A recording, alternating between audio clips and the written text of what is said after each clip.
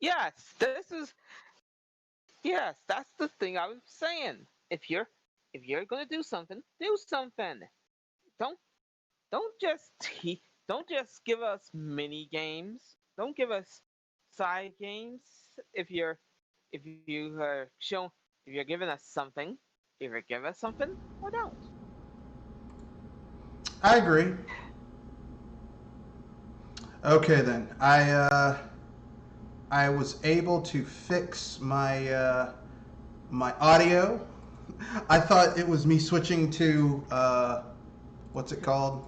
Uh, the Another new section. the new encoder, but it was really uh, for some reason my my encoder, my software encoder I was using, Streamlabs OBS, turned off my mic for some reason.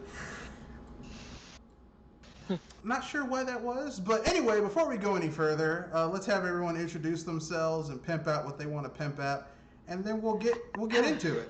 So starting with the lady first. Welcome, ladies and gentlemen, boys and girls of all ages. This is July Eli Start we to the best first midweek podcast, and oh brother, the wreck happened today, and oh boy, I got things to say. All right, I didn't think you get salty about it, but okay. Oh, I'm not salty about the direct itself. I'm salty about the idiots.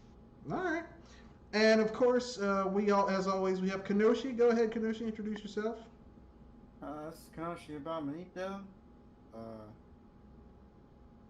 Glad to be on another one of these BS Busters.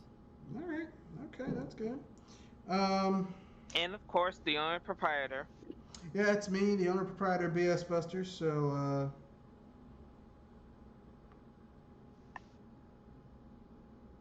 let's get to it. Let's get to So, it. which poison are we taking first? So I guess we can talk about the Nintendo Direct first. I just like I Go ahead just and say it already, Red. I can hear it in your voice. I just know that some people are really angry about everything. Like, here's the thing: there was nothing in that direct that was really interesting to me.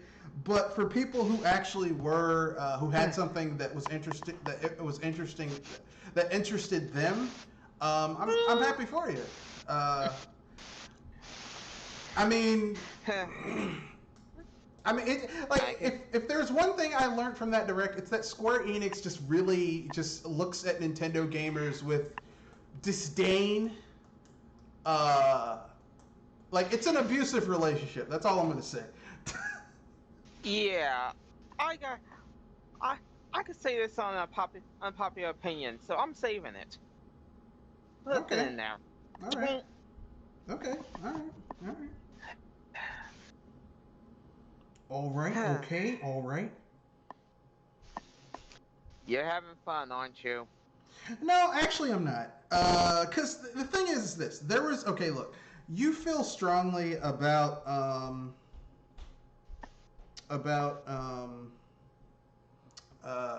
Kingdom Hearts.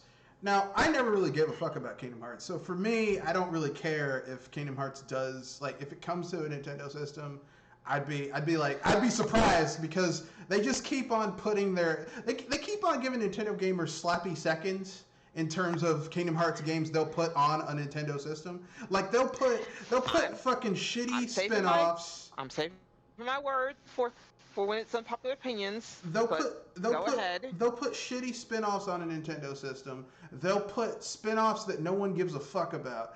And then they'll port those spin-offs over to a PlayStation or the Xbox or PC or even smartphone with better graphics, more accessibility, and they still will not put like a mainline Kingdom Hearts game. And the argument that fans, quote unquote fans of Kingdom Hearts make, like I don't mean the fans who are on Nintendo, I mean the ones who have it on PlayStation and shit like that. They'll say, well, the Nintendo system isn't powerful enough to run those games. They put the fucking Kingdom Hearts Collection 1 and 2 on the PS3, which they could have put it on the Wii U.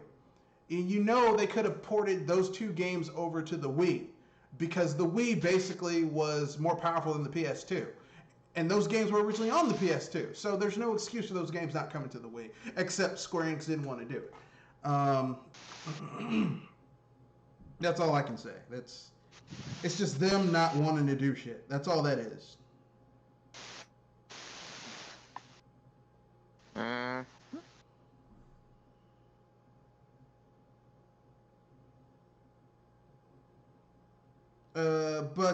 I mean, that's my own personal opinion. I know some people will disagree because they don't like people having opinions. But Kenoshi, did you notice anything in the direct where you were like, well, that's interesting? No, not really. I didn't watch it really. I was just I saw that Kingdom Hearts trailer and I was just like, yeah, guys, Kingdom Hearts is never coming to a Nintendo console. Whatever reason Square has, I guess that's just between Square and Nintendo. But yeah, those games are never coming over. I mean, it's pretty bad when they put Kingdom Hearts on Xbox before they did a Nintendo console. Yeah, and if you put a Japanese RPG on the Xbox, that's literally like taking a fish and throwing him on the surface of the sun. it's like oh, you just put that shit out to die, didn't you? I thought you would say put a fish out of water into hot bubbling oil. Well, I mean, look, listen. It's the same feeling. Yeah, basically, it's like, well, the only reason you put this out there is to die. There's no other reason to do that. But that's my own personal opinion. I know some people will disagree, and that's okay. Otherwise, I actually was interested in Puyo Puyo Tetris 2, and was actually having a laugh at seeing Just Dance. So, if anything, seriously, you're putting Final Fantasy, the weird RPGs, on the Switch. Well, to be fair, the Final Fantasy RPGs aren't what they market. They aren't ones that they showed. Yeah, those aren't Final Fantasy games. Yeah, I was saying those are the weird RPGs. I'm trying to be nice here. I mean, they are weird, but they aren't. I'm not going to disagree with you and say that they aren't weird, but they aren't. They aren't. They aren't the RPGs of Final Fantasy. No, they aren't Final Fantasy games. And I'm okay with that. Yeah. Because, I mean, the way Final Fantasy is now, I'd rather play a saga game, which is what they're part of the Romancing Saga series. I'd rather play that than any Final Fantasy games that have been out over the last few years, because most of them suck. Yeah, I said it. Final Fantasy hasn't been good in years. Like, the last good Final Fantasy game I played was Final Fantasy 12, and technically that's not a Final Fantasy game. That's a Final Fantasy Tactics. Final Fantasy Tactics. Yeah. So. Yeah, and if anything, before anybody else gets on our case, I'm going to say this: that a lot of us has played more than one Final Fantasy. Yeah, I played all of them. I played 1, 6, 7, 8, 9, and 10. I've played all of them. I've played 1, 2, 3. I'm going by the original numbers, not the numbers of what was brought over here to America. 1, 2, 3, 4, 5, and 6.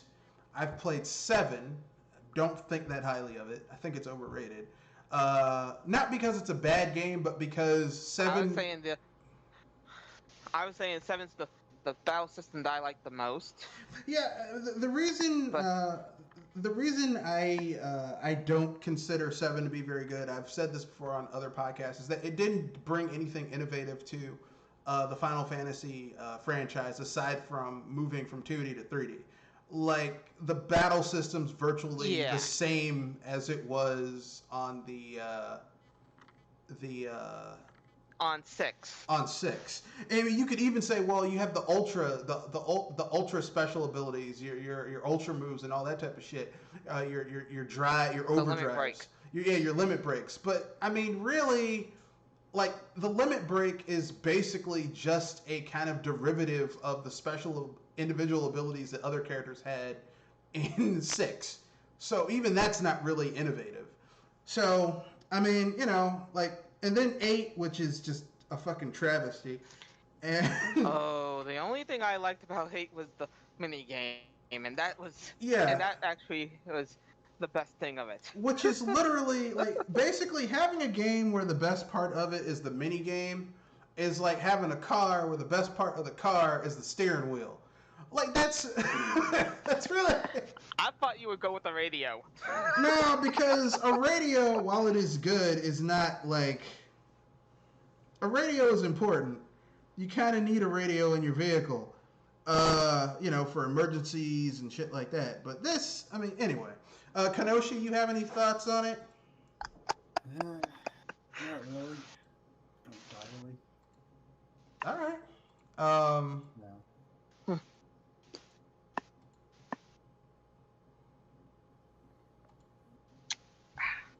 Okay, so anyone have any other thoughts about the direct? I got one thing to say.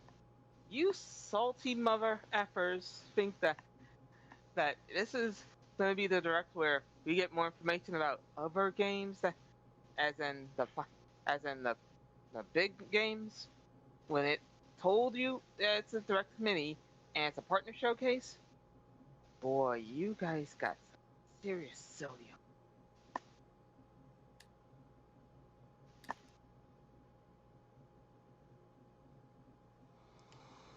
Well, I mean,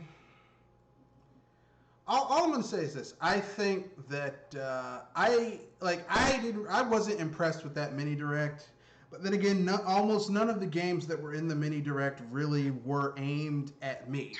Like, I don't really give a fuck about Kingdom Hearts. I don't like rhythm games. So a Kingdom Hearts rhythm game is like someone saying, is like someone taking a food that I don't like and then taking a shit on it. And either one, like, I don't like shit and I don't like that food. So you've not added anything to this that makes me give a fuck. I can make a transition with that if you want. Go ahead.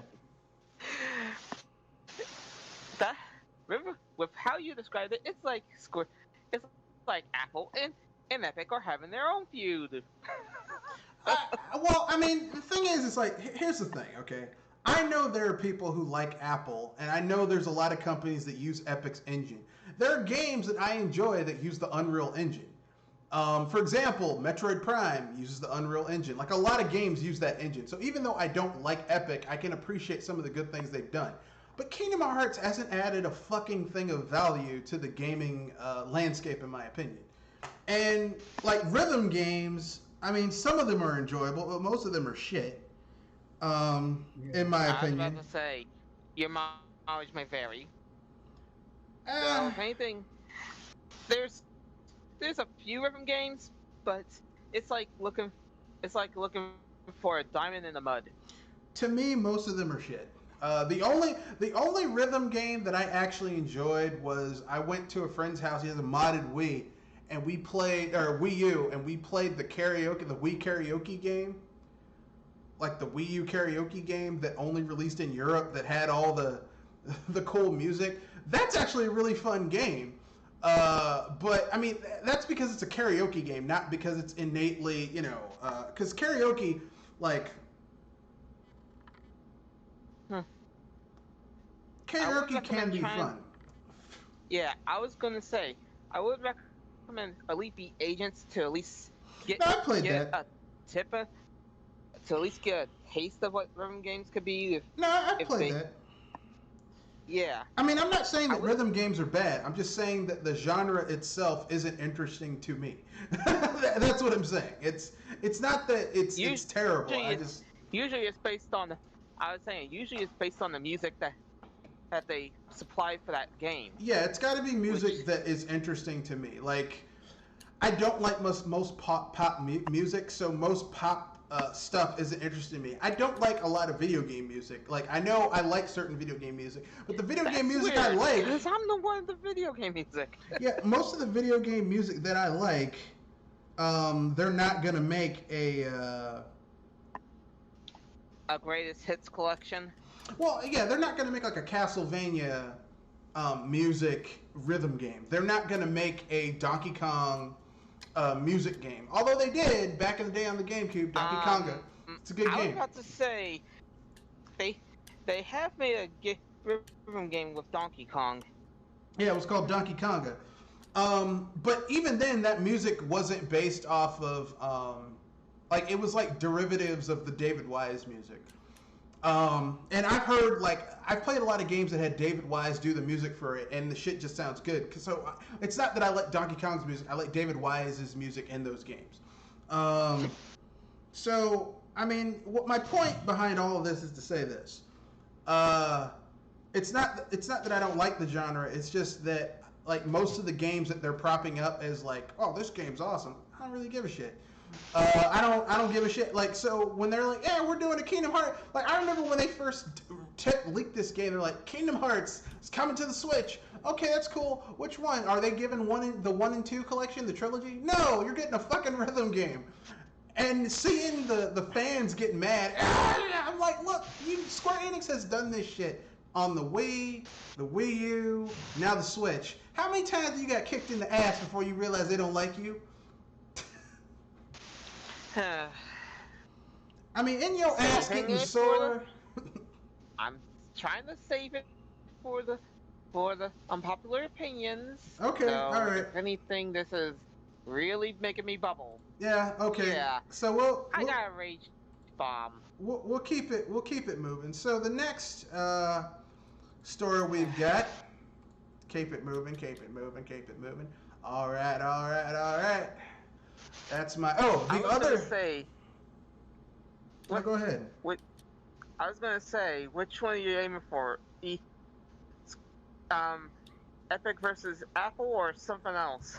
Well, we only have one last thing left of the direct, and that's the last. The thing at the end. Like, some people were mad about the Kingdom Hearts thing. I don't really give a shit about Kingdom Hearts. So, like I said, them announcing Kingdom Hearts, the rhythm game, is basically like someone coming up to me, like someone taking my least favorite dish and taking a shit on it. It's like, I don't care. I don't like that dish anyway. I thought you would, to be honest with you, if with an action like that, I thought you would at least have a laugh. No, I thought you would think it would be funny. I just don't feel strongly either way about it. But with that being said, at the end of the direct, they showed off that they're bringing this the Saga, aka Final Fantasy Legend trilogy, to the Switch. Now, for those of you who don't know, Final Fantasy Legend in America was marketed as a handheld Final Fantasy game.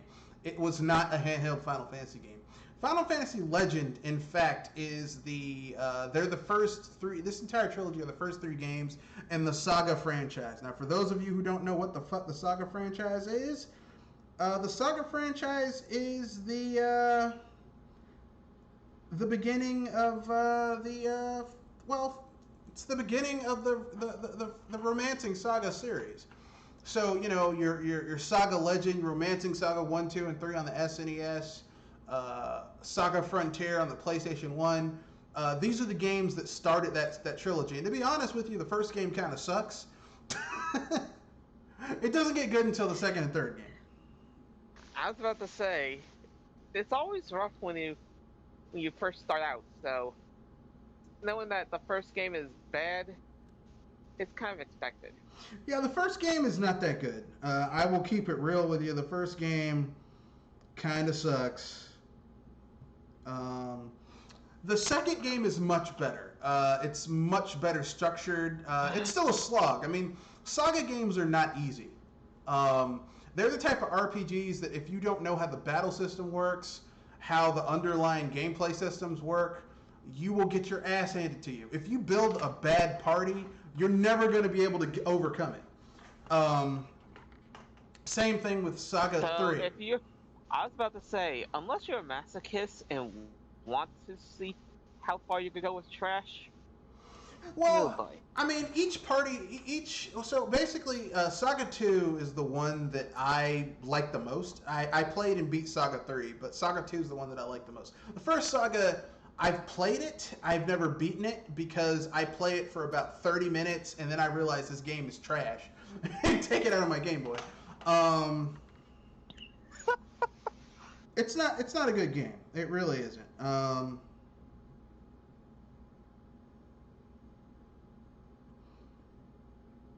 So yeah, the first saga, the second saga, it's like an RPG. So, I mean, it's like an old school RPG. So the weapons have weapon durability.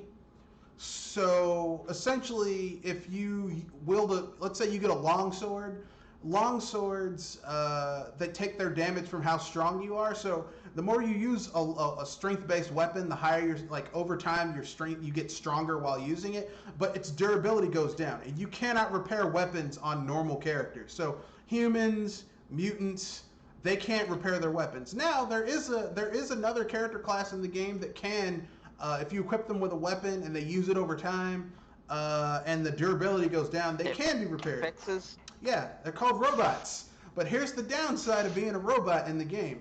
Robots are insanely powerful if they have access to good equipment, but the problem is that robots are really expensive to have in your party because all of their stats are based on what they're equipped with.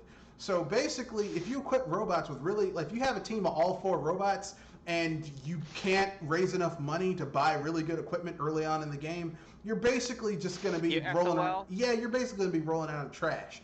The other character class in the game is monsters. Now, monsters are great because you don't have to spend any money on equipment because everything they have, they're equipped with from the start. Downside is that monsters. There's a. I was about to say, there's a but to that, isn't there? There's a big but, a but that's so huge and round that it's inescapable. The big but of monsters in Final Fantasy Legend 1, 2, or 3 is that monsters can't equip any equipment, and which means you can't give them healing potions or anything. And the only way they can get stronger is by eating meat that's fallen off of other monsters.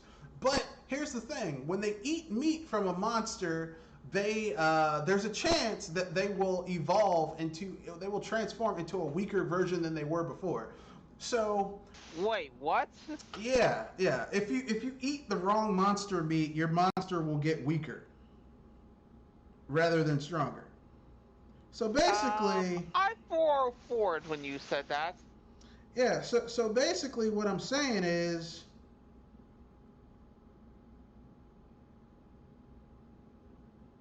the game is trash.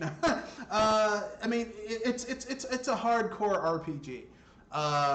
If you like RPGs where you have a party of 4 characters and 3 of them have wiped out, and you're just praying that your next attack will finish off the boss because they seem to be damage sponges, and by some hook or crook you manage to make it, you'll like Final Fantasy Legend. If you don't like that type of RPG fights, then probably not. I prefer that kind of tension in a card game where I know I made the odds that in my favor as best I can.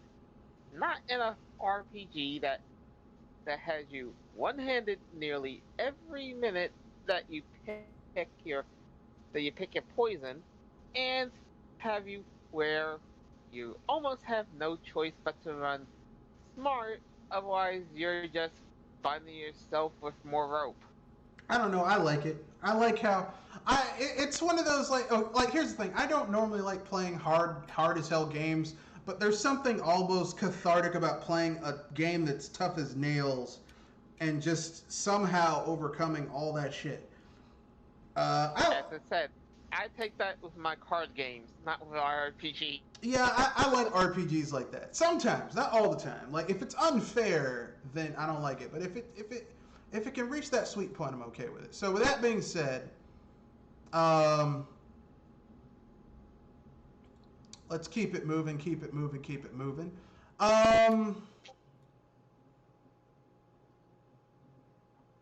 Anyone have anything? Okay, fine. Then we'll go to EA's class action lawsuit.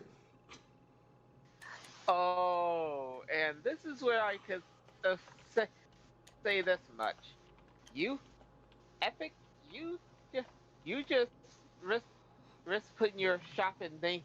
You just risk putting your game in danger of not being supported because of you basically BSing on on the storefront. So here's the You got thing. until the end of the month to think of a apology or or undo your actions. Otherwise, you will not be supplied with any resources from Apple. Well, no, this isn't about Apple or Epic. This is Electronic Arts. So basically, Oh. Electronic Arts is facing a class action lawsuit over Ultimate Team loot boxes, and the plaintiff in this case is FIFA and Madden have violated the California gambling laws. Boom! Oh God! So I thought I thought it was going to be more that new. I thought it was going to be more Epic versus Apple, but here was EA being sweated for their Ultimate Team. Oh God! I where's the popcorn? I need some too. Watch the show. So basically, this guy who lives in California, his name is Kevin Ramirez, has proposed, along with 100 other individuals, or 99, I should say, alongside with them to make 100, has proposed that EA's loot boxes are a form of gambling. He says that the Ultimate Team compelled him to spend money, having spent more than $600 in both FIFA and Madden since 2011. Well, hell, man, that's not that bad. That's 600 divided by 9. Let's see here. Let me look at my calculator. That's not a lot of money over 9 years. Here, let me check my calculator. That's $600 divided by 9.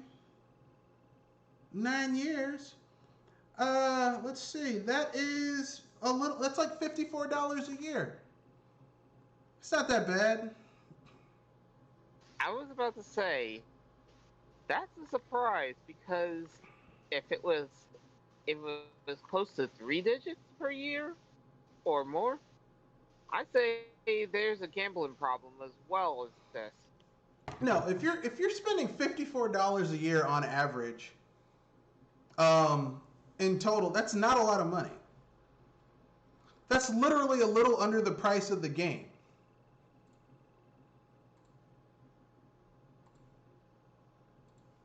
Now, if he said he spent $6,000 or $60,000, I'd be like, okay, he's doing some shit he got no business doing. But Makes you wonder what else he's doing. I don't know about that. I mean, 9 years, $24. I mean, $54. It's not that bad.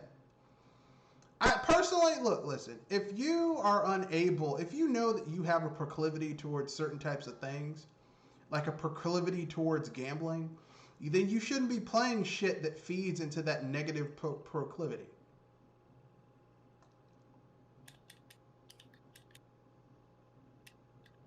Yeah. Yeah. Reason why I said that if it was 3 digits, I could say that there's a gambling problem. Yeah, I mean, So, he's like I was thinking, oh man, he's sinking a $5 million in damages. I'm like, cause your dumbass spent $54 on average a year for 9 years. That's on you, bro. that's your problem. That's your problem. Now, if you were like that kid, like, okay, 9 years, like, especially if you were an adult. Now, if you're a kid, and these loot boxes, which are designed to be addictive and they're like gambling, they're designed to be addictive like gambling. If you're a little kid and you're spending your parents' money or you're stealing to finance your shit, then yeah, that's a problem. That is gambling addicted to being directed towards kids. But if you're an adult, that's on you, bro. Broham, you brought that shit on yourself. Yeah. Reason why I said if it's 3 digits, there's a addiction going on somewhere. So I mean, I hope your lawsuit goes someplace because fuck EA. But you are acting a little over your weight limits. I mean, like I said, I don't like EA, so anything that causes them to get kicked in the nuts, I'm happy because fuck them. But I mean, this dude's case is kind of wonky.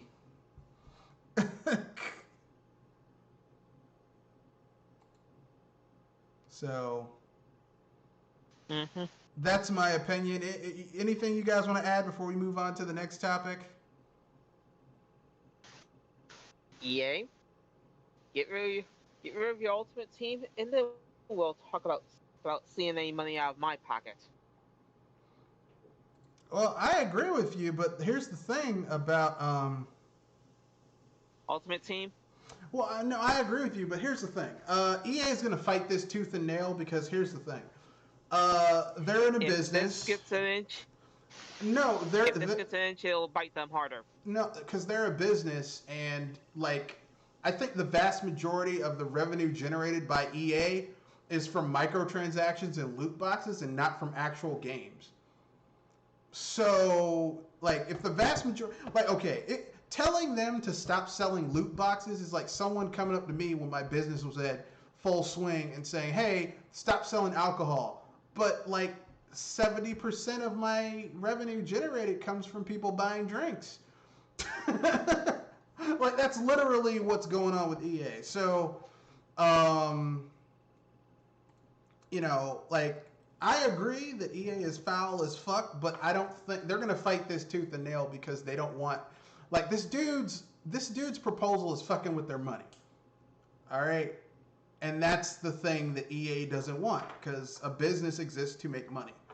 They're not there to make you feel good. They're not there to make you feel happy. They're there to make money. Now, if you feel good and if you feel good and you're happy because of something they did, that's a bonus. But they don't give a fuck about that. They want your money. And once people understand that, they will. You'll have a much more mature attitude when it comes to business. But yeah, your thoughts, Kenoshi, before we move on? I just think you should be responsible with how you deal with your money. Shouldn't be put upon, you know, somebody else because you decided to give in to your gambling urges. Well, I mean, look, here's the thing. Here's the thing. I agree that you do have to be responsible with your money, but gambling, much like alcoholism or people who are addicted to drugs, like, it's part of your it's a trigger that's a makeup to your brain, and it's like your brain chemistry. It's an illness. It's like dopamine. Yeah, it releases things that make you feel good. So if someone's marketing in such a way that they're triggering those less than healthy responses, then they do have some impetus towards that. You know, there is some responsibility to be born. But this guy, I don't think he's really, unless he was stealing to support his habit, like $54 a year to me doesn't sound like, oh my God, I'm losing so much money, you know? Mm-hmm. Like, $54 a year sounds like you just don't know how to control yourself. No, you just don't know how to control yourself.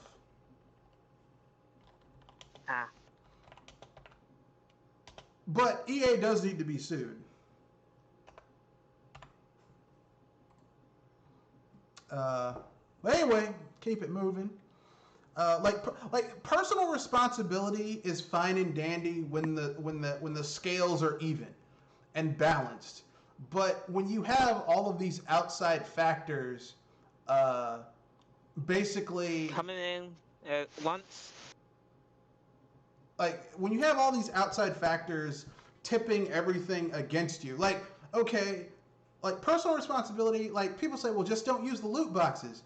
Yeah, but people buy video games to enjoy playing them. If a game has basically been designed so that the only way you can make any type of meaningful and reasonable progress, like, you could grind to get progress, but then you'd be so far behind that you can't even play against other people, or the game stops being enjoyable, is that you got to spend $5, $10, $15 here and there.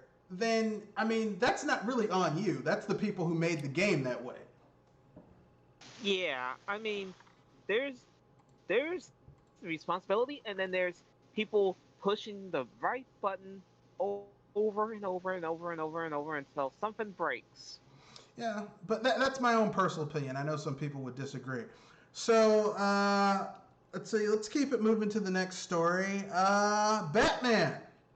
Batman. The DC Fandom was last week, and they showed off a lot of trailers for some shit. They showed off the Suicide Squad trailer. There's been some good stuff, and then there's some stuff that makes you wonder, what? Yeah, they showed off that Powerpuff Girls live action. Well, they didn't. They announced it. They didn't show off shit. They're doing a live action Powerpuff Girls, and it's going to be on CW, so you know it's probably going to suck. Like they did a live action. They did a live action Riverdale where Jughead is gay and Archie is fucking his teacher. Like it's all types of just. This is fucked up, man. This isn't even enjoyable. This is just fucked up. So now they're doing a live action Powerpuff Girls. Now here's the thing. Here's the thing. Before I join Jewel and fake hurling, this could either be awesome or it could be terrible. The reasons I will give you two reasons. I'm going to give you two reasons it could be awesome. Okay. One of the most vital villains in Powerpuff Girls, you could say one of the most, perhaps the arch villain of Powerpuff Girls is him, who is essentially a transvestite Satan. Oh, a transvestite. This is 2020, Red. They're not gonna pull that trigger. A transvestite hermaphrodite Satan. So, you know, if they put a transvestite hermaphrodite Satan with a Van Dyke beard and high heels and as the primary villain in a live action Powerpuff Girls, that could actually be fucking awesome. But they're not gonna do that. This is 2020. And if they actually have, here's the second one. If they actually have Mojo Jojo act like a real monkey and throw a shit at somebody, that too would also be awesome. Like if they have Mojo Jojo, if they somehow manage to get Mojo Jojo into this live action show with his cape and his butt showing, like when he gets really pissed off, his butt shows. If they have that, then I will watch this. You think there's actual hope? No, I'm just saying it could be awesome if they did that. And if they actually had like little girls, like little kids, like destroying buildings and like Super Saiyan fights in the city, destroying half the city. Like if they actually translated the cartoon, the old cartoon, not that new shit, the old cartoon to like not the 2016, mind you. No, not the reboot, the original cartoon. If they translated that with the mayor with his weird obsession with pencils and pickles and Miss Bellum, who you never saw her face, and those weird villains like the Gangrene Gang, Sedusa, Fuzzy Lumpkins, Elmer, Mojo Jojo, him, and the Rowdy Roughs. Yeah, the Rowdy Rough Boys were created by Mojo Jojo, so they're more like they're more an extension of Mojo Jojo than they are individual villains. I would say that they got a new father. If you remember watching the originals. Yeah, because they were created by Mojo Jojo. Because he wanted something to counter. Jojo. Yeah, he wanted a counter to the Powerpuff Girls. So he basically said like little girls are made from sugar, spice, and everything nice. Well, he did little boys are made from Snip snails, puppy dog tails, and he needed something as strong as Chemical X. So I think he got like dirty gym socks or something. I don't know, but anyway, my point is this. Okay, it could be awesome. But here are two reasons why it probably won't be awesome. For one thing, the CW. It's CW. Yeah, it's going to be on CW, which means it's probably going to be shit. And secondly, Powerpuff Girls, like even the present incarnation of the Powerpuff Girls, the one that was rebooted in 2016, is shit. So I mean, it depends on which source material they use. If they're using the new source material, it's probably going to be shit. If they're using the old source material, then it could be, depending on how they interpret There's a it. chance that it's able to stand. Yeah. I mean, really, I wouldn't do the Powerpuff Girls. If I was gonna, if I was an executive over at WB, I would say, look, we want to leverage our assets, and we want to get millennials and people who remember the good cartoons we made, but we want to get them in an older demographic. I would do like a live action show that basically has like Dexter from Dexter's Laboratory, Kids Next Door, and Powerpuff Girls, and I would set them in the same universe. Maybe it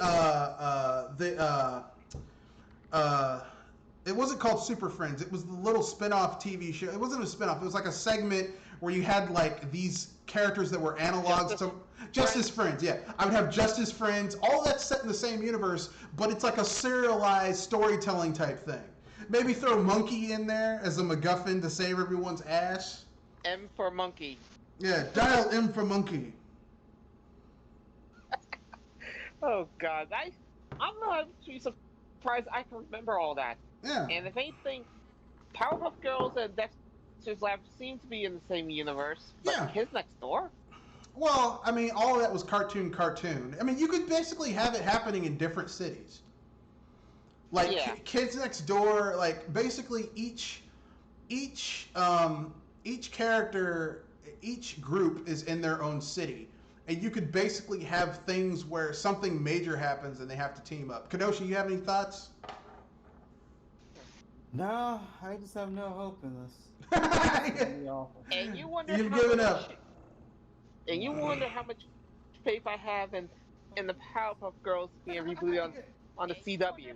I mean, a reboot of the Powerpuff Girls, I actually have hope for if they do it right.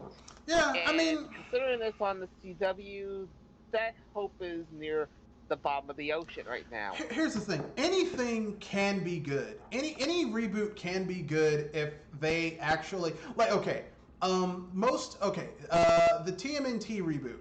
The latest one sucked, but the one before that, that was CGI, actually pretty good. The one before that, the one that kind of went darker, and was I think it's the 2003 one that like went darker and shit. That one was pretty good too. So TMNT, like, you can reboot something and have it be good. You can also have a shitty reboot. I was gonna say, this is like the Thundercats moment. Yeah, like the. If they did the Thundercats right, then it's gonna be like 2011. If they did it wrong, it's like Thundercats Roar. Well, I'll keep it real. I didn't like the 2011 one either. The 2011 one was trying to be too dark. My better example to me would be He-Man. Like, the original He-Man was lame as fuck, and then they did the reboot that was actually a really good show. And like, it got 3 seasons. It's funny that I kind of remember. I barely remember the reboot. Reboot of He-Man? Because I only seen about 2 episodes, and it was kind of okay. So it kind of left me wanting more. Yeah, the thing is, you only saw 2 episodes, but if you watch it from the first season to the second season to the third season before they canceled it after the third season, it actually told a complete story arc. Like, there's a 2-part season 1 that tells the story of Randor, who's actually Prince Adam's uncle, and the original, and the King, who's Prince Adam's father. And basically it tells how he became Skeletor and why he fucking hates that family, hates his brother, and wants to take over, right? And it tells the story of Castle Grayskull and how Adam became He-Man and all that shit. And then from there, like, about the He-Man remake. Yeah, the He-Man remake. Yeah. So then, like, that's the first season. The first season is all about Skeletor and He-Man basically battling it out. The first 2 episodes is a 2-parter. It's like each one's like 22 minutes each. So you put them together, they're almost like a minute. They're almost like a 45 minutes. But basically, and it's cool, and it's kind of gruesome. Like, it shows how, like, Randor was going to use this poison to kill the king, but, like, someone stopped it, and so it splashed on his face, and that's why he's got the skeletal face. But he's still really muscular. He's got the body of a He's got a body of a Yeah, he's super warrior, ripped. but Yeah, the he's face of a skeleton. yeah, and he's still got that yes, Evelyn. Ah, think of the children. Yeah. You know, he's still got kind of like that shitty, that Skeletor voice, which is perfect. Like, because Skeletor's voice is annoying, but he can actually kick someone's ass. So it's like, this dude's voice is annoying, but he could kick my ass, so I ain't gonna say shit. And then the second season, they started telling the tale of other characters. So you find out that Man-at-Arms used to be like a legendary soldier, but he was like badly wounded in this war. He wound up hooking up with the Grey Sorceress, who is the female character's mother. Like, she doesn't know that that's her mother, but that's her mother, and Man-at-Arms is her father. There's all this like drama and character relationships, and then finally He-Man manages to kick Skeletor's ass, which leads to the third season, where you find out before Skeletor took over Skull Mountain and all that other shit, that there was another, like, the power of King Grayskull. King Grayskull was the original He-Man who basically kicked this other guy's ass, this like King of the Snake People. And like He-Man, like the first time he goes up against the King of the Snake People, he gets his ass kicked, and the Snake guy's like, "Oh, so you think you have the powers of King Grayskull?" He's like, "Look, I knew King Grayskull. I fought King Grayskull, and you are no King Grayskull," and beats the ever-loving shit out of him. That's like, oh, defeating evil and let another evil come in. Well, actually, it's the line is actually a play on the words that Michael Dukakis said to Dan Quayle in the 1988 election with George against during the vice presidential debate, where Dan Quayle said, "I served alongside JFK." And Michael Dukakis like, "Look, I knew JFK. JFK was a friend of mine, and you, sir, are no JFK." But anyway, that's neither here nor there.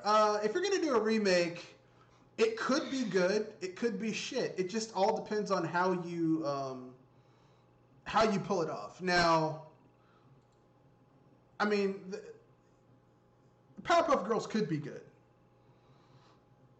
It could be good. Will it be good?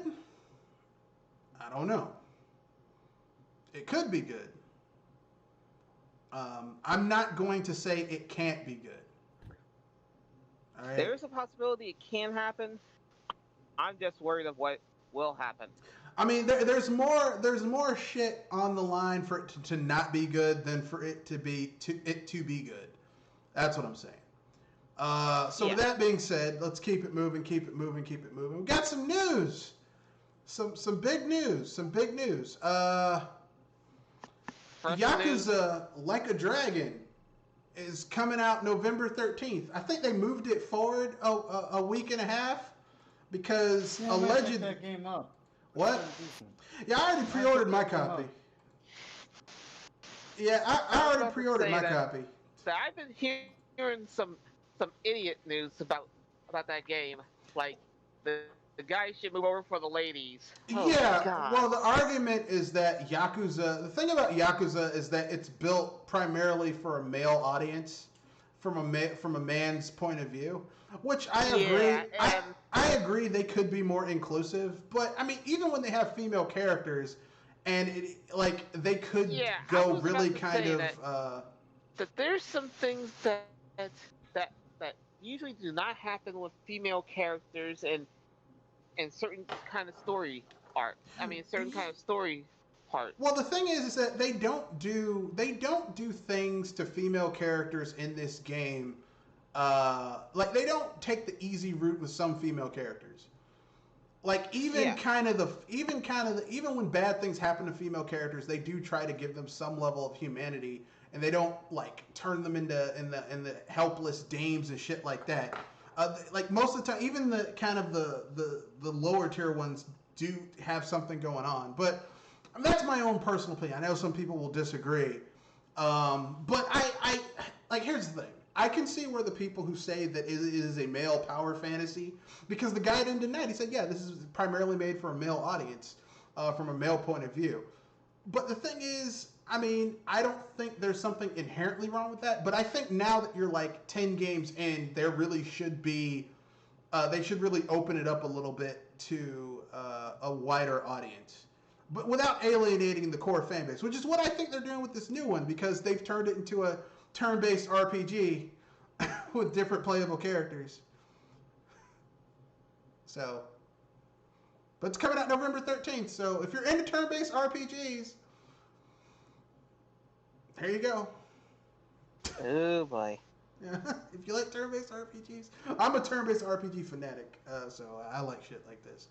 Although how the guy gets his powers to play battles turn-based is because he gets shot in the head, which is like, I don't know what it is about people getting brain damage. And people are like, hey, they see the world differently. Most people I've seen who get brain damaged are all fucked up. It's not, it's not something that gives you powers. That's all I'm saying. But next we have a topic from Sprite Remix. Ayuden Chronicle 100 Heroes United Hero Attack. This is Ayuden Chronicles is the next Suikoden game, basically, because Konami doesn't make Suikoden anymore. They hold the IP, but they aren't making shit. So the people who made Suikoden decided, hey, let's team up and make a Suikoden game, but we can't use that name, so we'll call it something else. And I think it is now the most funded Japanese game in Kickstarter history.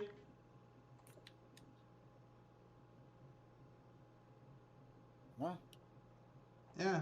Yeah, hopefully it does well. So I think we can all agree that there is a niche, there is an audience for a Suikoden game. A niche that Konami has just been ignoring, sorry. So there you go, folks. What are your guys' thoughts on a reboot of Suikoden? And do you think there's some other IPs that have just been languishing that you think at this point just people should just go and create a spin-off or something like that for it? It's a little iffy, though. If anything, I have to look through my library for that. All right. I think that people should just. I think people should take the rag off the bush, and I think people should go and make a Lufia spinoff, a Lufia-inspired game, because Square Enix owns the IP and they aren't doing shit with it. So at this point, like, people should just go and make a Lufia type game. Call it Runia, and you could even steal the storyline, because it's not like Square Enix has been doing shit with the franchise. Same thing with Evo and Soul Blazer.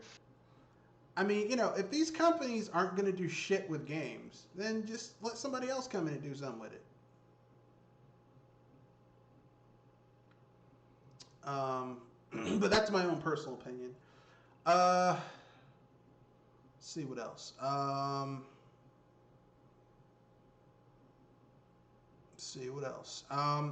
Next, we can move to the either or challenge and then unpopular opinions. Oh, yes. We have one little bit of final bit of news. Final Fantasy Crystal Chronicles Remastered Edition has been reviewed, and it turns out it's an okay game except for one major problem. What happened?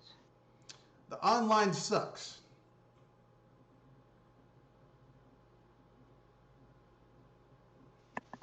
Why am I not surprised? Yeah. What was that? The online sucks. Of Final Fantasy Crystal Chronicles. The remake. Yeah, the online sucks. As I said, why am I not surprised that that kind of line comes up? Well, I mean, to be honest with you, it's kind of a double whammy, because Nintendo's online isn't, like, their online isn't great. It's not terrible, but it's not great. But then you have to factor in that in order to have a game like this, in order for you to have really good online, the net code has to be, like, you have to have that top of the line net code. And the problem is that Square Enix isn't putting that type of money in a fucking remaster. And, like, when you factor in, they don't want to put the money into the net code on their end to make the net code good. I was going to say, and the online isn't that great anyway. So I mean, I was gonna say it's one thing that it's one thing that the Nintendo Online is in the middle or mixed at best. But but it's the netcode that's terrible. Oh god, well, to that's be the one honest thing with you, no that bites me. company. To be honest with you, no company except for Capcom and Arc System Works actually bothers to put good netcode into their online games. Not even Smash Brothers has good netcode. That's the thing that I already had to groan about because So, that's the only thing I could honestly get on Nintendo's Smash Brothers about. That well, their netcode is a mess. I mean, it's for them. It makes sense for Nintendo because the only people who are playing Smash Brothers are people who are playing Smash Brothers on their system. So it's not like they have to. The netcode has to communicate with a tons of different things. When you're talking about people who are essentially playing on the PlayStation, which is like you're thinking at least 30% of the people who own a PS4 have a Capcom fighting game that's using some type of netcode. Then you factor in, at least a third of the people who own Xbox Ones have it, and then maybe like 5% of the people who own PCs have it. That's like 45 million people. 45, 50 million people are playing that game online. That's a lot of people playing that game, especially if it has crossplay where all these different servers are battling against each other. Your netcode has to be good, or the shit's not going to work. Crossplay is probably where this thing really hits the fan. Yeah, I mean, for Nintendo, I mean, like, for them, it doesn't make sense for them to have really great netcode for their online games because it's only those group of people playing that game. Like, it's not like you have to have someone. It's not like you have to have PC players being able to play against people in other countries and shit, or different people on different platforms having to play with each other. So, I mean, I mean, it's not an excuse because really, I mean, like Nintendo, I still hold them to the standard. They're some of the best first party developers in the industry, and apparently they can't have good netcode for their online games. I'm like, I know it's expensive, but you guys have the money. It's not like you don't have the money to have good netcode for your games. As much as I have to wonder their their internet service at times, as in it's mixed for me, the netcode, that's the thing I have to wonder. Really, could you at least do something about it? I mean, there's some characters that love this netcode problem, and it would be a joy to actually see those guys get nerfed. I agree. I'm just saying that's just how I feel.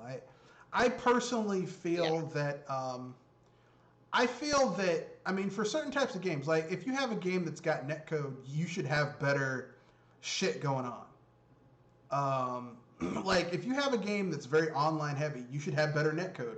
And the thing is, like Smash Brothers, okay, during the Wii era, Smash Brothers had a dynamite single player. So, and most of the time, if you were playing multiplayer, you like versus and shit like that, you were playing locally. Same thing with the GameCube version, which only had local and Smash. Like it was a local game, so you didn't have to have really great netcode. But now that you're talking like the Wii U, the Switch era, there's no excuse for it, just other than them being fucking cheap. And Nintendo can be cheap. Okay. I was about to say, this is kind of like you when it comes to certain things. You you, you guys want to be cheap, and well, cheap can only get you so far. Yeah, I mean, there's some shit. Yeah, but the thing is, like, I'm not cheap when it. Cheap can only get you so far. No, I'm cheap in my personal life about certain things, but in business, when it comes to me making money, I'm not cheap. Like when it comes to my money, when it comes to my business, I am not cheap. So like that's the primary difference. I don't, I'm not gonna shortchange my customers. I'm not gonna shortchange certain shit because sometimes certain things are just a sunk cost depending on what you're doing. So that's where, I mean, there's really no excuse for that in Nintendo's case about certain things. But that's neither here nor there. Let's keep it moving. Anything else to get to before we get to the either or challenge? Oh, yes. No, that's it. Talked about the Final Fantasy remake. And all that shit. Do you want to talk about the D&D diversity thing? I thought at least give it to you to see, or to maybe see about it, or save it for Saturday. Yeah, we'll save it for Saturday because I'm not really familiar with the, like, personally, I saw the new thing that D&D is trying to do with diversity and I actually like it. Versus, what they used to do.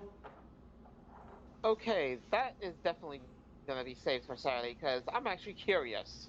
Yeah, well, I mean, I haven't seen this, but what they originally said is that they're changing how racial characteristics are divvied up. Instead of it being based on your race, it's based upon where you grew up and how you were raised, which makes a lot more sense than you just being born into a...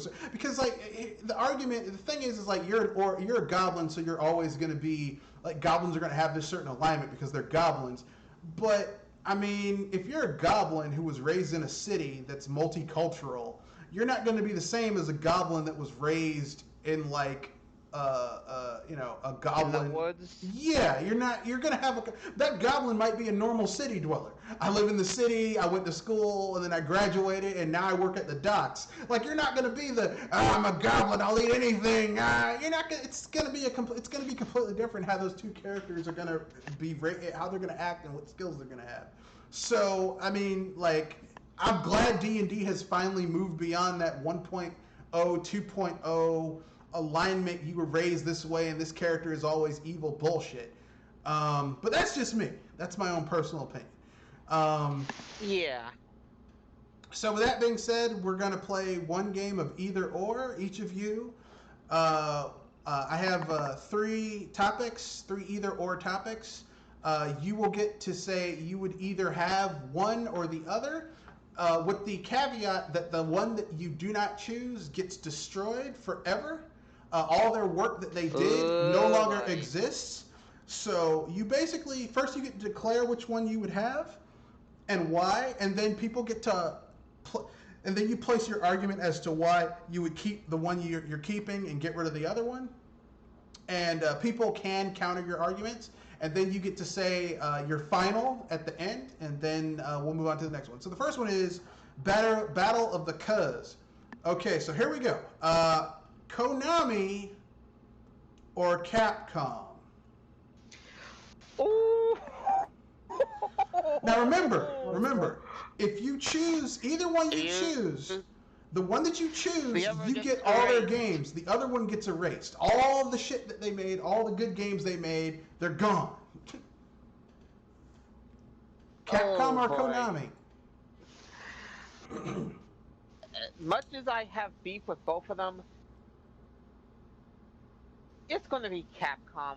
Because main thing, I feel like they got more memorable games, like the fighting series, and even some of the weirder ones that actually made me feel like Capcom actually had more care into them, like the Final Fight series.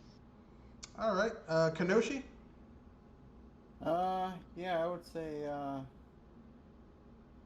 Capcom as well. You know, I spent a lot of time with the older Street Fighter games a year or so ago, so I enjoyed those games for what they were. It kind of makes me sad that, you know, we aren't going to see anything like that from them, but yeah, I'd go with Capcom as well. Okay. Yeah, that's not to count Mega Man too, but the reason I chose this one is because I truly gave some serious thought to this topic. But I'm just gonna have to say it. Capcom as well. I like Konami. Hey, we hate Konami. I like a lot. Well, the thing is, it was neck and neck for a while, but then I counted up like how many games per each generation, good games per each generation, did they produce that I enjoyed.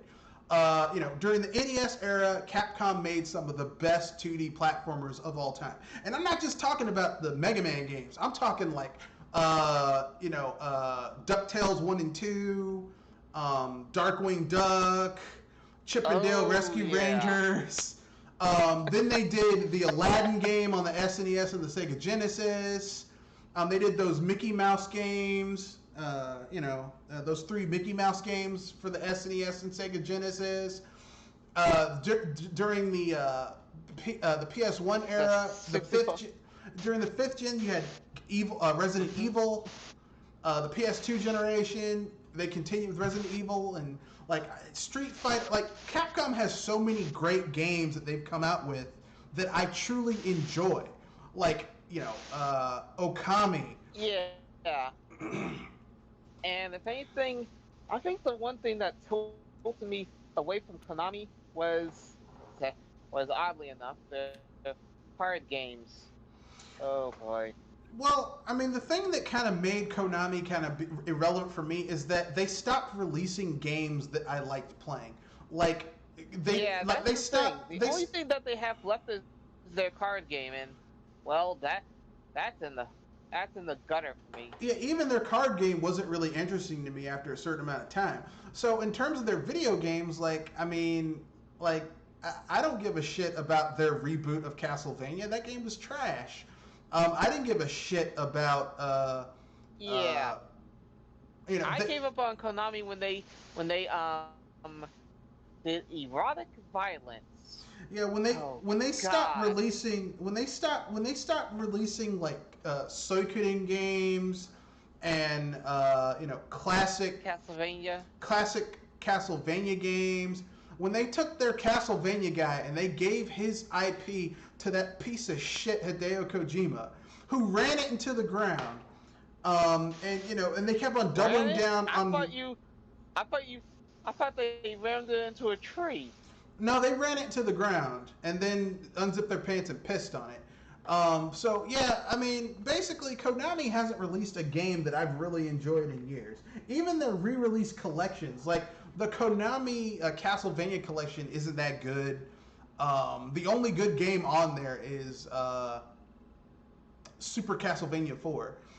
And maybe Kid Dracula is kind of fun, but the other Castlevania games are just meh.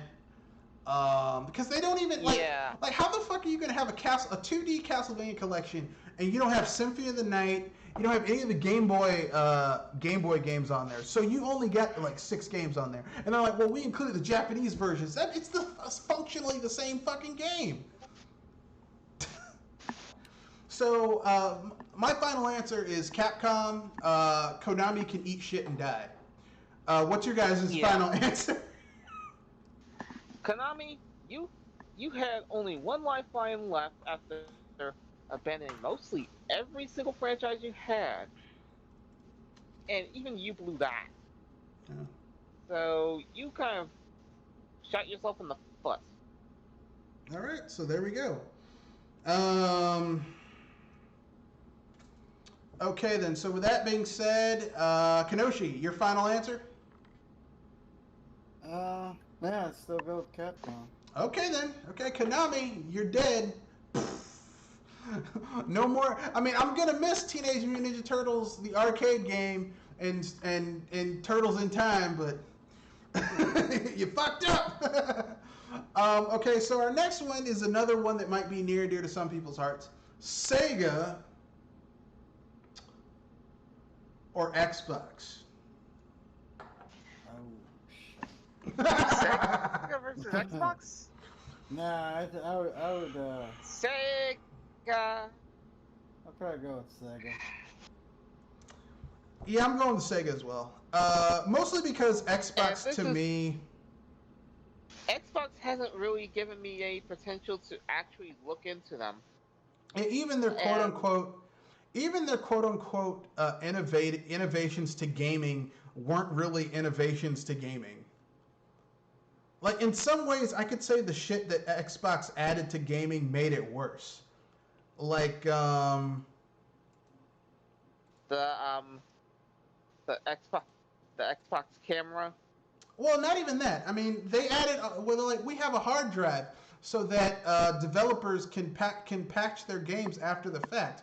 Why the fuck would you make it easier for developers to release games that are broken day one and then fix them after the fact?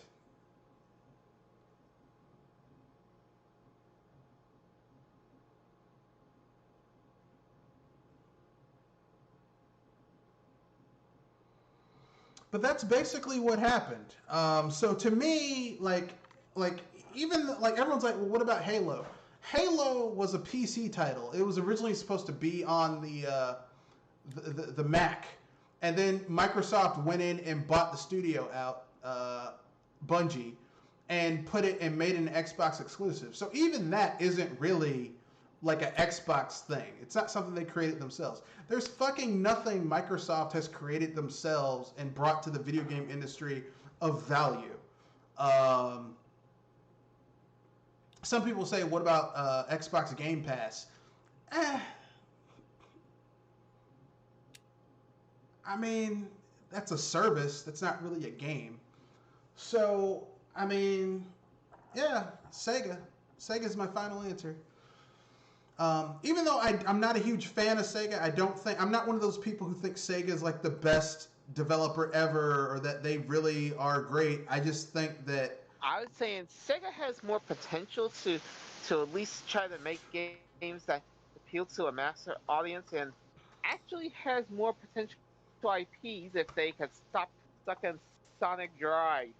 well, I mean, I'm just Sega added more innovations to the gaming industry than Microsoft did. Yeah, and the only games that Xbox really gave that actually made me look to them was the Viva Pinata series. Yeah, and those are rare games. Those aren't Microsoft games. Yeah, makes me wish that somebody could save the Viva Pinata series. Then I could actually say, now Xbox really is dead. Yeah, I would like that, but probably never going to happen because they'd fuck that up too. So with that being said, our last either Either or. or. Yeah, our last either or. We're not going to add Nintendo to this list because, um, while Nintendo has done too easy. well, Or they've too done divisive. well, they've done some things that kind of piss me off. But even though they piss me off, I'm not ready to put them to relegate them to the pile of fuck you guys forever. So our last one is going to be a doozy because we're going to do franchises. Okay, either or Final Fantasy or Dragon Quest.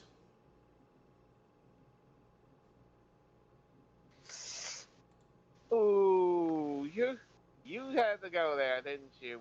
Yeah. Well, for me, it'd be Especially both since I just got into Dragon Quest. Well, Kanoshi. uh,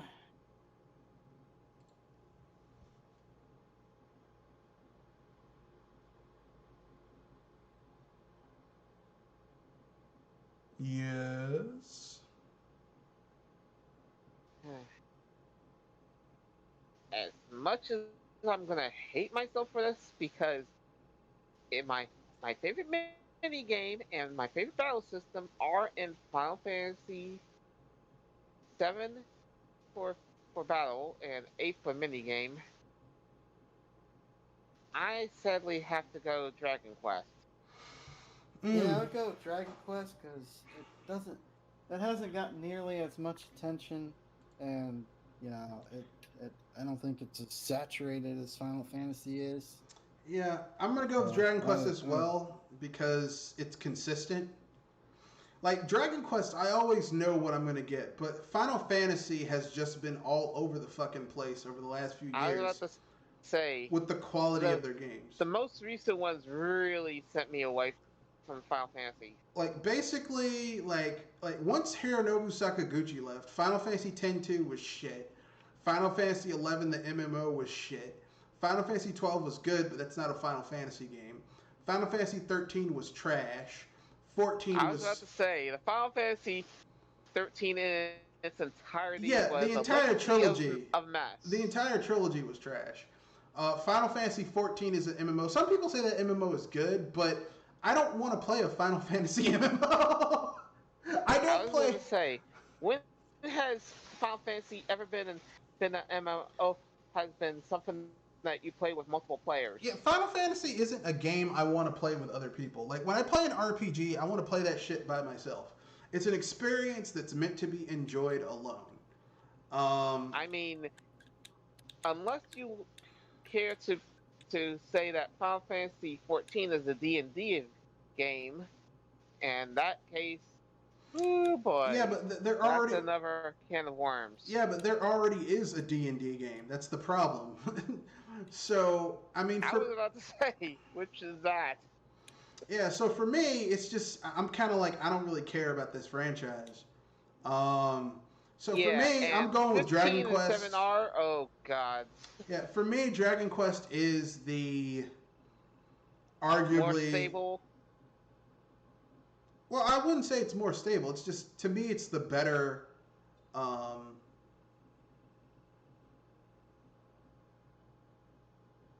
It's the better franchise. Okay.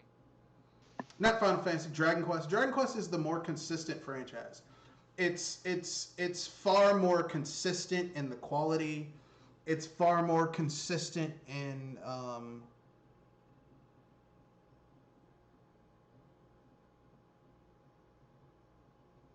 it's consistent. And the thing is, I like consistence. Like I would rather have a consistently when it comes to me in RPG franchises, I would rather it be consistent versus innovating every other thing. Because here's the thing. Like, yeah, Final Fantasy, every other game, it's, oh, we're innovating. Yeah, but what if your innovations suck? Which is what's been happening with Final Fantasy, because Final Fantasy hasn't been good in years, because they keep on changing up the formula. There's... Yeah. You know, first you have to get the formula right, then you tweak it. Then, once you tweak the formula to a perfect degree, then you start doing spin-offs that change it up. Okay, then you do, oh, this is a beat 'em up set in the Final Fantasy universe. This is a tactical game set in the Final Fantasy universe. But you keep the core franchise exactly what it's supposed to be. And they fucked that up. So, yeah, Final Fantasy can eat shit and die as far as I'm concerned. Besides, I mean, yeah, I like Final Fantasy 6, I like Final Fantasy 5, I like Final Fantasy 4. 7, I could take it or leave it. 8, fuck that game. 9 is a good try, but kind of 10 would be good, except for Titus. Like, Titus brings that game down. I was about to say, it's like, 10 is like one little edit away from perfection game. I wouldn't say it's, no, it's not one edit away from perfection. It's like... As in, it's one edit away from being a try-hard to perfection, as in it's trying very hard to be a great game. No, how could I? Okay, let's say you wrote a 5-paragraph essay, right? This is basic school 101. 5-paragraph essay, okay? And let's say like a 5-paragraph essay has an intro, the body, your conclusion, okay? And let's say the intro of that essay was filled with spelling errors, run-on sentences, and made no fucking sense. But the body and the conclusion were good. That's basically how that game is. If the intro was good, the rest of it would be perfect. But really, because each part is worth 20%, it's down to like 80. Titus that? Oh yeah. Titus makes that game so much worse than it needs to be. If Titus was taken out of Final Fantasy X, it would be a much better game. Titus brings that whole fucking game down. Like, even if you made Waka the main character, that would have been better than Titus. Titus is trash. He literally makes that game... I was saying that I thought that anything that I consider consider it a B effort if not for Titus, but No, otherwise, it's it's at like least it's a strong it's a C with Titus. Without Titus, it would okay. be like without Titus, it would be like a low, would be a solid B. But Titus drags the shit down because Titus is such trash. Yeah, I was gonna say low C into just kissing B. Yeah, Titus isn't even close to a B. It's a mid grade C, bordering on a D. Like Titus is trash. I hate that I character. yeah, that's how I was thinking. That Titus makes it a low C, and without Titus, it's just just at the bottom of the B. Yeah, if Titus was a human being, I would kick him in the nuts. All right. Like I hate Physical that violence, character. ladies and gentlemen.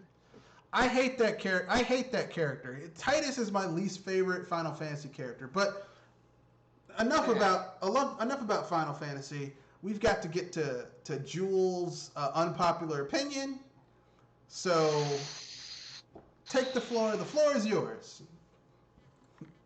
Remember that pin I said earlier? It's about time I unlocked that. Okay, go ahead. Square fucking Enix. You have the you have the nerve to actually teach people that actually want your Final Fantasy, that actually want your Kingdom Hearts game on this certain console, and you keep on putting out remixes, releases, and mini games or side games on Nintendo when you have yet to put on a single full-fledged Kingdom Hearts on the system. So you could either fucking stop teasing and give it the games and put the games on the Switch already, or not, or just plain stop. I had just about enough of it, especially since I know there's some Kingdom Hearts fans that are wondering what's going on with with Nintendo with Nintendo and Square Enix at this point when it comes to Kingdom Hearts. But Jewel, don't you want to play Kingdom Hearts, the cooking game? Yeah. you don't. Yeah. Do you want to sleep on the floor tonight? You don't. Cause You that's don't. cause that's how this this relationship is going. This, like you have a girl taunting the guy, and a guy is and when you finally ask if you're gonna put up or shut up, the girl, it's gonna be something like it's gonna be either you get something or you're gonna be sleeping on the couch. So How this about is. that? So this is literally. So you basically you want them to either shit or get off the pot. That's what you're saying. Yes, because this season is getting really ridiculous, especially since I've been seeing all this price that Kingdom Hearts is finally coming to the Switch. I agree. I mean, to be fair, it's been shit for years. I know some people will get angry when they hear that. How dare you? It's been shit for years. I mean, Kingdom Hearts. I mean, Kingdom Hearts 3 has been a mess. But if anything, I could say at least let the people that are that are more into this than the than the core than the fans that you've been giving it to, which is Microsoft. I mean, which is Sony, and give it to somebody and give it to the group that actually are more into it in a tone that's more understandable, which is Nintendo people. I mean, when it goes to Xbox, it's like you're sending a series to sleep and die. yeah, but you Well, know. at least when it comes to RPGs. But I don't no, this point. you ever be total beat teasers. Yeah, they are. So either do something about it or stop effing teasing already. Yeah, they need to shit or get. They either need to shit or get off the pot. I agree. Um, but what are you gonna do? You know. I'm trying to at least take aspirin. Would that help? Like the only thing that would help is if gamers legitimately said, "Look, we want the Kingdom Hearts collection on the Switch, and if you can't put it on the Switch, then we're not gonna buy it." But Yeah. until Nintendo gamers just say that, it's not gonna happen. I Like, was, cause I like mean, I at least be patient and wait. I'll give you an example. Okay, one of the websites I frequent is Nintendo Enthusiast, and I can't tell you the amount of times I keep on seeing people like well, Kingdom Hearts. I mean, maybe if this game sells well, they'll put Kingdom Hearts on the Switch. I'm like, look, motherfucker. I mean, I didn't say motherfucker, but in my head, I'm like, look, motherfucker. Like the Switch at this point is still about 40 million units behind the Wii. The Wii was Nintendo's highest selling home console at the time, and they could have easily ported Kingdom Hearts 1 and 2 Kingdom Hearts 1 and 2. over to the Wii, and they didn't do that shit either. So don't tell me that, oh, well, it's about sales. It's not about sales. It's about, do they want to do it? And they don't want to do it. So I at was this about point, to say, they're being F teasers. they don't want to do it. So at this point, I mean, like, at this point, like, Nintendo gamers are just looking pathetic, keep on begging for shit. It's like a woman, if you're talking to a dude and a woman says, I don't want to go with you, get the fuck away from me, I think she made her feelings pretty clear, so why are you still begging? And I was like, come on, please, please. She said she didn't want to go with you, so stop. And this is some, and this is from somebody that has the patience of a monk. I mean, When it comes to games, and this is why I could tell you that you guys are teasing so much. It's about time you at least say something. yeah, I would rather them just say, look, we're not going to do it, let it go. So then, not for my case, because I don't even like the franchise, but so that I would stop having to see these fucking pathetic Kingdom Hearts fans. Please, please put it on the system. Sorry, guys. People who held out buying a PS4, you're just gonna have to hold your breath and get a PS4. I mean, you only got two choices. You can either get it on a PS4. You can either get it on a PS4, or you got two choices. Okay, you can either do it on. You can either get a PS4 or a PC or an Xbox. Because at this point, you are not getting a mainline Kingdom Hearts game on anything but those systems.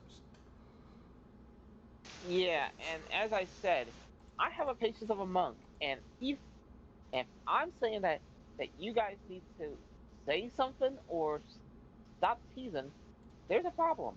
Yeah, but gamers just don't care about shit like that. Gamers are very much like I mean, at this point, they're like the gamers with Kingdom Hearts are like a dude who a girl says, "I don't want to go with you," and they're still pining after her. I'm like, dude, she's married, she's got two kids, she doesn't want to be with you. Stop pining over this bitch. Nah, she'll come back. No, it's not gonna happen. Let the shit go. Yeah, I mean, if I'm the one that's patient enough to wait for certain games, saying that they need to either say something or f off, then there's a problem. Yeah, I mean, and I think at this point they have let everyone know because they will put any fucking spin-off game on a Nintendo console except for the main thing. So I mean that's basically them all but telling you, yes, we don't want to put it on the system. So at this point, like it doesn't make sense for people to keep on, well, maybe if this game comes to the system, look, if it happens, that'd be great, but if it doesn't, stop whining like a little bitch about it. Cause I mean, Square Enix's head is so far up Sony's ass that That's hard to see any light coming out of that tunnel. when Sony says jump, they say how high. When Sony says roll, they say how far. And what type and what brand? Okay, you want Charmin? You want Yeah. you want the store brand. What would you like? You want Scott's? Like that's basically the point we're at this point. So like for people to keep on, well, maybe look, they don't want to do it. Just shut the fuck up and go play Yeah. something else. I mean, I mean, there's other shit out there to yeah. play aside from Kingdom Hearts. Yeah, and this is from, and remember, this is from somebody that actually is patient about waiting for games. Yeah, there's other shit to play out there aside Kingdom Deep and Heart. from Kingdom Hearts. Personally, I mean, like I said, I don't like Kingdom Hearts. I've never been a fan of that franchise. I don't think it's very good. I know a lot of people, I like Kingdom Hearts. It's like rhythm games with you. No, it's just like for me with Kingdom Hearts, I see what Kingdom Hearts could have been, and I see what it is, and I see how it's such trash from what it could have been. Like, could you imagine if they had made a RPG set in a Disney-fied universe, like a turn-based combat RPG in a Disney-fied universe, and instead of some shitty little kid as the main character, you had Disney characters? So, like Mickey Mouse, Goofy, Donald Duck, Scrooge McDuck. Like, all the little different Disney characters as playable characters. That would have been awesome. And instead we got this fucking overly simplistic hack and slasher. Yeah, I mean, I got more entertainment from of all things, chocobo breeding Yeah. than certain Kingdom Hearts games. So for me, I'm just kind of like, I don't really feel that, like I'm not like, Love. yeah, I don't have a love for it because I basically see how good it could have been and how they kind of fucked it up by basically turning it into this, like it's basically a beat 'em up. Like people are like, oh, it's an RPG. No, it's a beat 'em up, and not a very good one either. Don't get that shit twisted.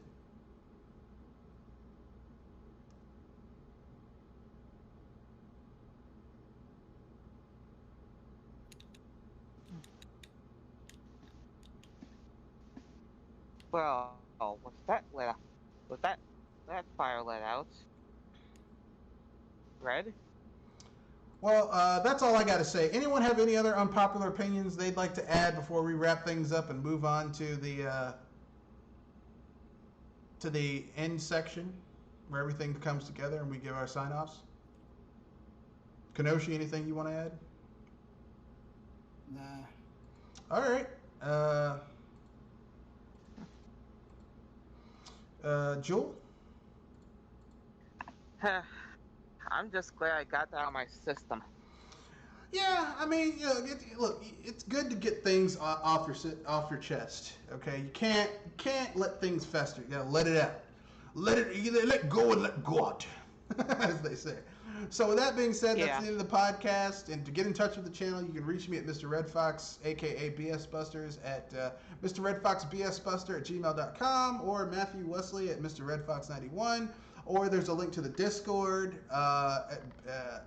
in the description of the video. That being said, rate, comment, share, subscribe, peace, and Don't forget to hype responsibly.